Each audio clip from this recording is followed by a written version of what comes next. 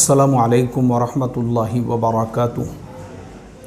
मोहतरम भाइयों, बुज़ुर्गों, दोस्तों, कोरोना की जो तीसरी लहर है पूरी दुनिया को उसने अपने चपेट में ले लिया है। सिर्फ कल एक दिन में पूरी दुनिया में कोरोना के 1 मिलियन से ज़्यादा नए पेशेंट्स मिले हैं और हज़ारों जो फ़्लाइट्स थी वो कैंसिल कर दी गई है। पूरी दुनिया जो है दोबारा से कोरोना की जो तीसरी वेव है उसके लिए तैयार बैठी हुई है। दुनिया की गवर्नमेंटें, दुनिया की हुकूमतें, और जो लोग इसको हल्के में ले रहे हैं। अभी मैं कल एक ख़बर पढ़ रहा था, फ्रेडरिक सिनिस्त्रा, कोरोना को हल्के में लेना पड़ा भारी, किक बॉक्सिंग के अंडरटेकर की मौत।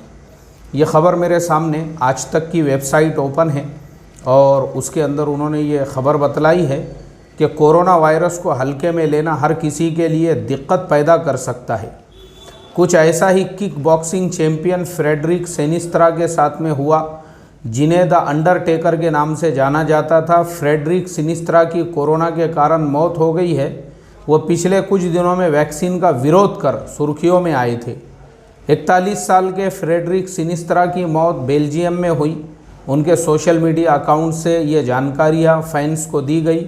फ्रेडरिक सिनिस्त्रा को नवंबर महीने में अस्पताल में भर्ती कराया गया था और वो लगातार इसका विरोध करते रहते थे।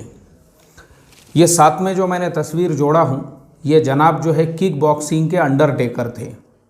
लेकिन आप देख सकते हैं सिर्फ 41 साल की उम्र में वो इंसान जिसने बड़े बड़े पहलवानों को अखाड़े में पछाड़ दिया था, वो कोरोना को नहीं पछाड़ सका और कोरोना ने इसको पछाड़ दिया।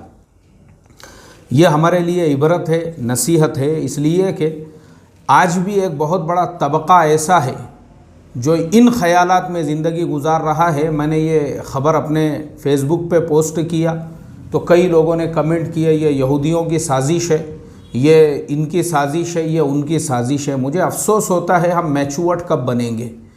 और बहुत सारे लोगों ने मुझे मैसेज करके कहा, बोले चाहे कुछ भी हो जाओ, करने धरने वाली ज़ात तो अल्लाह की है, मौत तो अल्लाह के हाथ में है, उसके मुक़द्दर में मौत आ गई थी इसलिए वो मर गया। बिल्कुल इसमें कोई शक है ही नहीं। ख़ुद कुरान करीम की आयत है ये। अल्लाह तबारक व तआला ख़ुद फरमाते हैं कि जब जिस इंसान का वक्त आ जाता है तो ना एक लम्हा वो आगे बढ़ सकता है, ना एक लम्हा पीछे बढ़ सकता है। लेकिन हम लोगों ने एहतियात करना, परहेज़ करना, ये अम्बिया अलैहिमुस्सलातु वस्सलाम की सुन्नत है। हम इंसान हैं और हमारे लिए जो है अल्लाह के नबी सल्लल्लाहु अलैहि वसल्लम की सीरत और अम्बिया की सीरत वह नमूना है।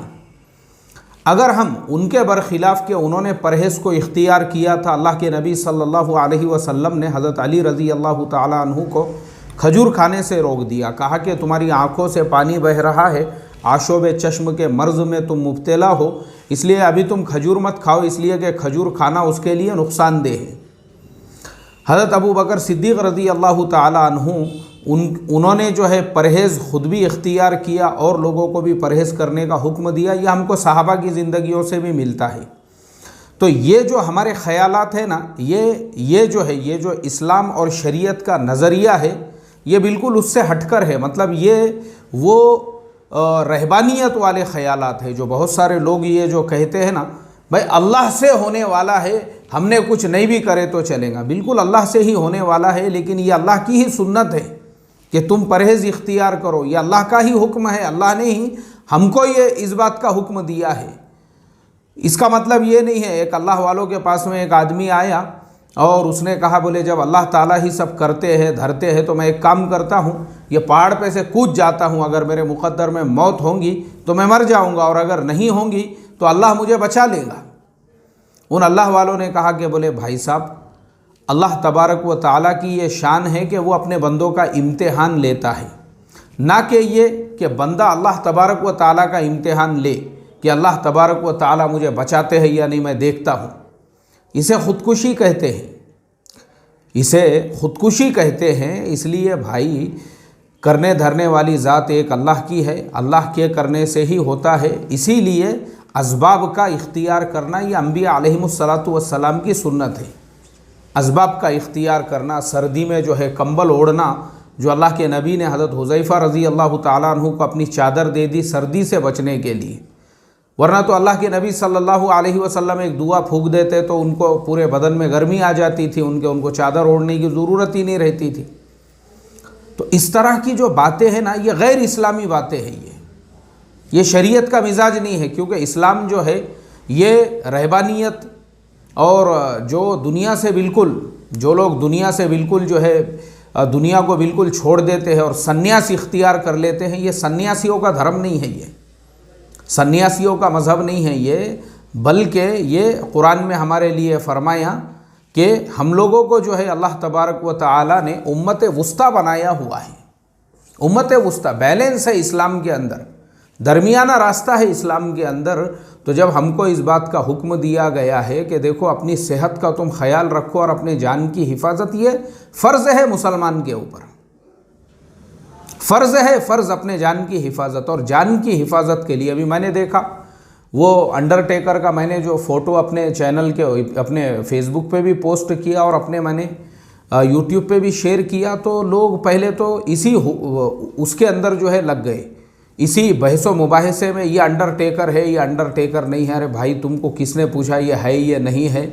जो न्यूज़ वालों ने लिखे हुए हैं उन्होंने कुछ तहकीक, कुछ रिसर्च किए होंगे, उनको पता होगा तभी तो उन्होंने इस नाम से उसको लिखा है। अल्लाह हिफाजत फरमाए। हमारे यहाँ पे नॉलेज का ये हाल है कि अगर कोई भी काला कोट पहना हुआ दिखा तो हम लोग उसको समझते थे कि बोले ये रेलवे का जो टीटी है वो है। शादी के अंदर भी कोई काला कोट वाला दिखा, मैंने खुद सुना हुआ ऐसे लोगों को, अरे टीटी है बोले यार वो रेलवे का, शादी में क्या कर रहा है ये हमारे नॉलेज का लेवल है ये। और हम जो है ये मसलों के अंदर बैठे हुए हैं। अब बैट्समैन बोले तो हम लोगों को खाली क्रिकेट का बैट्समैन पता है, हमको ये पता ही नहीं है कि दुनिया में और भी बहुत सारे गेम्स ऐसे हैं जिनके अंदर भी बैट्समैन होता है। लेकिन मसला है ये हमारा, एक तो हम यही बहसो मुबाहिसे में लग गए कि ये अंडरटेकर है, ये अंडरटेकर नहीं है। और मैंने उसमें लिखा कि उसने वैक्सीन का मजाक उड़ाया, लोगों को ये कहा कि मैं वैक्सीन वगैरह नहीं लूँगा। तो बहुत से लोगों ने उसके नीचे जो है मेरे से ये सवाल पूछना शुरू कर दिए, वैक्सीन के अंदर ऐसा है, वैक्सीन के अंदर वैसा है, वो सेहत। अरे भाई तुमको मैंने कोई हुक्म नहीं दिया उसके अंदर कि तुम भी वैसा ही करो बोल के, मैंने सिर्फ तुमको एक ख़बर बताया कि जो लोग कोरोना को हल्के में ले रहे थे उनका हाल क्या हुआ। ये आपके ऊपर डिपेंड करता है, आपके ऊपर, आपको अमल करना है नहीं करना है वो आपके ऊपर है। मैंने सिर्फ आपको एक ख़बर दिया। तो लोग जो है इस मसले को भी, लोगों ने उसको भी एक इशू बना दिया। अल्लाह हिफाजत फरमाए। और मुझे याद है अच्छी तरह से, आज से 2 साल पहले 2020 में जब एकदम कोरोना सिर्फ चाइना में था, तो हमारे इंडिया के बहुत सारे ख़तीब ऐसा 6-6 फीट उछल रहे थे वो मिंबर से और ऐलान और बयान कर रहे थे, बोले कोरोना तो चाइना वालों के ऊपर अल्लाह का अजाब आ गया हुआ है, इसीलिए अल्लाह ताला ने चाइना में कोरोना को भेजा है, क्योंकि चाइना वालों को तबाह और बर्बाद करने के लिए।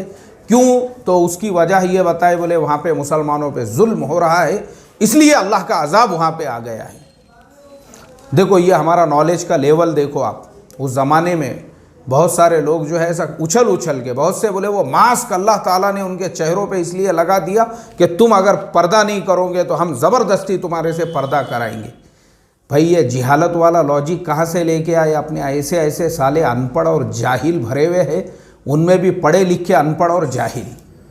ये जो उछलने वाले थे बाद में पता चला उनमें से 1-2 के वालिदैन के रवानगी के आदाब हो गए कोरोना की वजह से ही। क्यों? तुम्हारे अब्बा जान पे भी अजाब आया था, 1-2 के दादा दादी नाना नानी के रवानगी के आदाब हो गए। क्यों? उन पे भी कोरोना का अजाब आया था। फालतू बातें, किधर का लॉजिक लाके किधर जोड़ने का।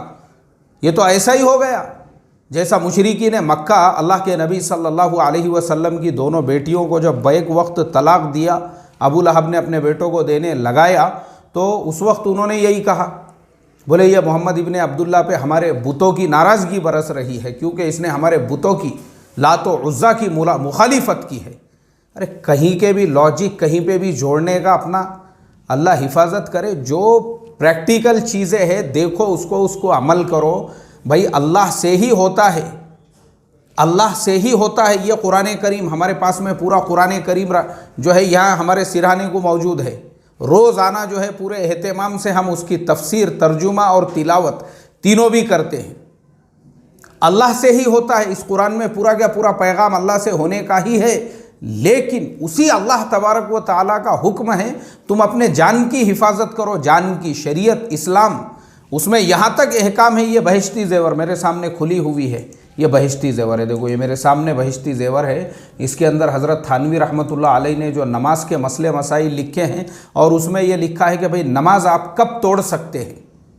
तो उसमें मसला लिखा हुआ है, आप नमाज पढ़ रहे हो और सामने कुआं है और एक इंसान नाबीना है और वो आगे बढ़ रहा है, और ये डर है कि अगर आप नमाज तोड़ के उसको नहीं बचाओगे तो वो कुएं के अंदर गिर जाएगा। तो आपको फ़ौरन नमाज तोड़ के उसको बचाना है। आप अपनी नमाज उसके बाद में भी पढ़ सकते हो। ये इस्लाम है।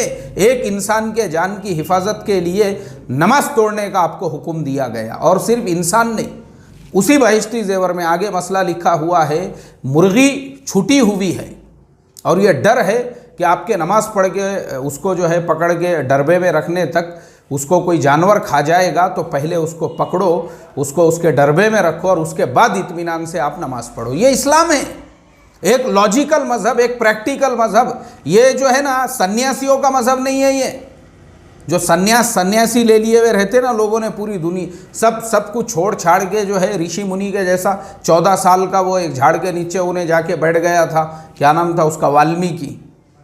ये वो मज़हब नहीं है। ये जैसे गौतम बुद्धा जो थे, उन्होंने पूरी अपनी बादशाहत वगैरह सब कुछ छोड़ दिए और उसके बाद निकल गए थे जंगलों के अंदर खुदा की तलाश के अंदर। ये वो मज़हब नहीं है। ये इस्लाम है। इसके अंदर जो है हमारे लिए नमूना नबी करीम सल्लल्लाहु अलैहि वसल्लम की सीरत है।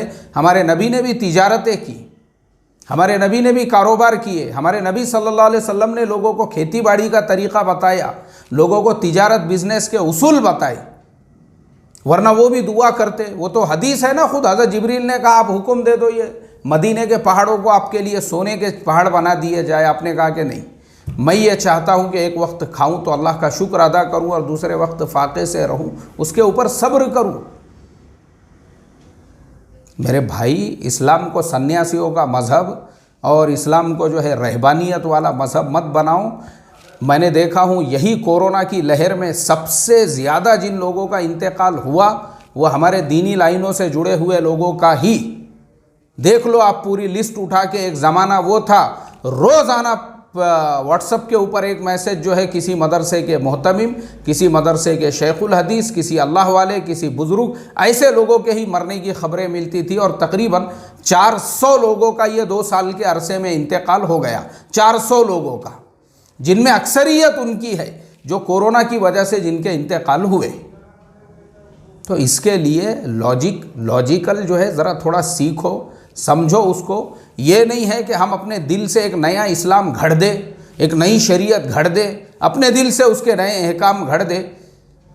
जैसा वो मुझे जो एक साहब ने मैसेज किए, उसके मुक़द्दर में मौत थी और अल्लाह को उसको मारना था, इसके लिए बोले वो तो। अरे भाई, सबके साथ में ऐसा ही हुआ। ये जो हमारे 400 उलमा का इंतकाल हुआ, मोहतमिम और शेखुल हदीस, और उसमें भी बड़े बड़े अकाबिर और ज़िम्मेदार थे, उनके भी सबके मुक़द्दर में मौतिश थी। लेकिन ज़रिया जो है वो कोरोना बनाना। तो इसके लिए हमारा काम ये है, हम जो है एहतियात बरते। हमको क्या बोला जा रहा है, एहतियात करो। हमने वो पोस्ट इसलिए डाले कि लोग कम से कम एहतियात बरते। एहतियात या ऐसा जो मास्क है ये अपने पास में रखे। ये मास्क जो है ये हमेशा अपने चेहरे के ऊपर आप लगाए रखें, जहाँ पे भी आप पब्लिक प्लेस में हो। अभी यहाँ मैं अकेला बैठा हुआ हूँ, इसलिए मैं बग़ैर मास्क के बात कर रहा हूँ। पब्लिक प्लेस में जब आप जाते हैं, बाज़ार में जब आप जाते हैं, एहतियात बरतो थोड़ा सा। आपकी उम्र 60-65 साल है तो आप अपने घर में ही नमाज़ें पढ़ो। आप जो है मस्जिद में भी जा रहे हो नमाज के लिए तो अपने घर से वज़ू करके जाओ। और पूरा देखो, एहतियात अगर आपकी ज़िंदगी बाकी रहेगी, जैसे वो 400 लोग हमारे जो दीनी लाइन से जुड़े हुए लोग थे, आज वो ज़िंदा रहते ना, बड़े बड़े इल्म के और दीन के वो काम कर सकते थे। आज हमारे दरमियान में नहीं है वो। ऐसा ही हमारा हाल है। आज अगर हम थोड़ी सी एहतियात बरतेंगे और ये बीमारी जब ख़त्म हो गई, उसके बाद आप और खुल के आइए मैदान में और अच्छे से दीन का काम कीजिए। कौन मना करा आपको? लेकिन इस तरह से जो है कुछ नहीं होता, कोई ज़रूरत नहीं है मास्क लगाने की, कोई ज़रूरत नहीं है एहतियात बरतने की, अरे जो होगा वो अल्लाह तबारक व ताला करेंगे, वो अल्लाह ही करेंगे। वो 400 लोगों के रवानगी के आदाब वो भी अल्लाह की तरफ से ही हुए, जैसे ही अंडरटेकर के हुए।